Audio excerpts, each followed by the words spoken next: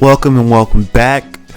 Thank you for tuning in. Now, if you're watching this video, please be aware that this is completely full of spoilers regarding the last chapter of One Piece that just released this last Sunday. After I made that live reaction, I did a lot of thinking about what the fruit that the Gorosei was talking about could be. Initially, I thought it could have been Robin's devil fruit, but I mean, looking at the actual devil fruit, it does look like a flower. I think it's called the Hina no Mi. And even when the ability is used from that fruit, I don't want to say they're cherry blossoms, but definitely flower petals seem to bloom from the person or target area. So it does make sense that it could be called the blossom fruit or the flower fruit. Even the way that it can create like limbs from out of nowhere, it is kind of plant-like. I mean, it's passable for the name. But then I thought about it. The only people that are on Onigashima right now, and even thinking about in the entire world, the type of people that tend to awaken their devil fruits, well, they don't just say, oh, they have an awakened devil fruit, they're a danger. No, they have amassed a crew. Like, they have some sort of actual goal that pushes them to become a stronger captain. Okay, so I mean, you could argue that Law's crew isn't that strong at this point in time, but prior to the time skip, he was a contender in the worst generation and still is a contender in the worst generation. So I think Law is actually the name that they didn't say. I think Law's fruit, the Api Api no Mi, is actually the fruit that the Gorosei are talking about. Api Api no Mi is the only fruit to me whose name doesn't really match the ability. Like, yeah, sure, you can perform quote unquote operations on people and like make them into centaurs per se, or even like, what else can he do? I guess cure sickness, because that he did for himself when he was a child. But what about the ability where he can switch personalities with people? How exactly is that an operation? And he doesn't have to open their brain. He just literally modifies them to be something different, like without much effort. The other thing, when you think about, like, okay, he creates a space where he has pretty much full control over, in the sense of he doesn't have to quote unquote operate on a rock to get it to go from one place to the other. He's literally he's controlling it while it's in that space. And even like Shambles, I believe it is, where he can switch one object with another object and just have it be in a different spot as long as it's in his room. How's that an operation? It's debatable if I would call that the Api Api no Mi if I'm somebody who's making up devil fruit names. Think about Blackbeard, the Yami Yami no Mi. He creates darkness. That kind of makes sense. Mirror no Mi, Flame fruit. Mix fire. Magu Magu no Mi, magma. Chili fruit. Like, I mean, that's not the Japanese name, but Kuzan. He freezes stuff. I mean, all the names kind of relate to what they do. I don't necessarily believe that Laws does. I believe that there's a true name for that fruit. Maybe the manipulation fruit, like the manipulation fruit. Okay, hopefully it doesn't censor that. But even Gomu Gomu no Mi. Listen, my point is that while Robin fruit is like second in my brain for weirdly named fruits that I don't quite understand that we've been introduced to in the main story and have been relevant recently, the most curious is Laws. The other thing to consider is the fact that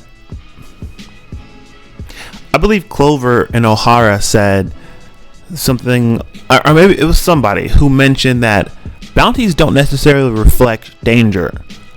They can also reflect the threat of the world government. And the world government is only a piece of the power structure in One Piece. I think I'm going to make a video that's going to come out later this week about exactly what I'm talking about. But the Navy was willing to pay 5 billion berry to get that fruit. If I'm not mistaken, the world's most wanted man cost 5.5 billion berries, which I think might be Dragon, or it was Roger. I think Roger was like 5.3 billion. So that's only like 300 million more than the fruit. What's so important about this fruit that they would pay that much money for it?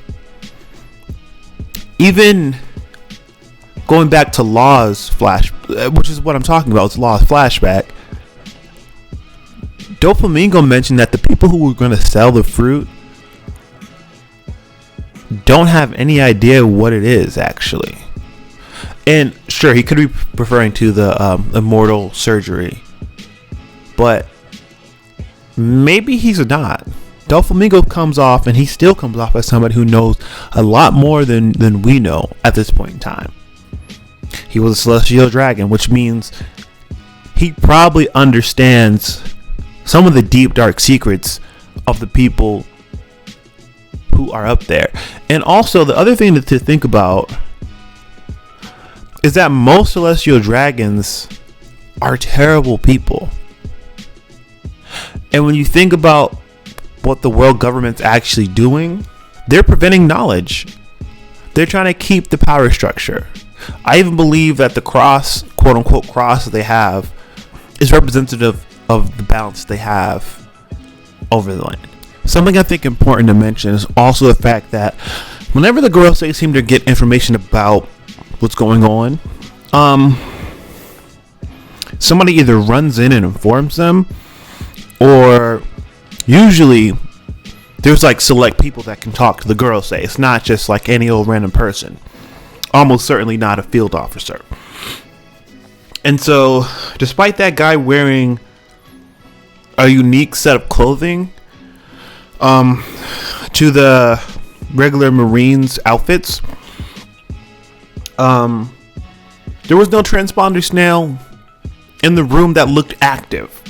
Nobody was holding one. Didn't see one on the table. And if there was, you probably would have heard more reaction from the person on the other end of Zunisha. So I don't think that they're actually talking about Zunisha right now. It'd be a little weird for them to just randomly think of it. Also, they must know of the existence of minks. And so I just don't think that they're talking about Zunisha as a devil fruit. The main thing for me why it really couldn't be Zunisha, that I feel like a lot of people are somehow forgetting, is that devil fruit users can't use their powers in the water. They can't even really move in the water. It's even gotten so bad that just running water on them, it just weakens them. So to say that Zunisha's been walking around with the devil fruit power doesn't make sense. Now, she could have been manipulated by devil fruit power, but even then, I think that whatever hold would be over her would be over by now, with her being in the water for so long and so often. So it doesn't really make that much sense to me. I think Zunisha's only there in this chapter so that when she pops up in the final parts of Wano and probably washes away that fire from Onigashima, that it's not like a random thing that happens. It could have been a one chapter deal, but I think Oda likes his setup, and I think it's more of a red herring than an actual focal point of major importance. Anyways, that's it for me.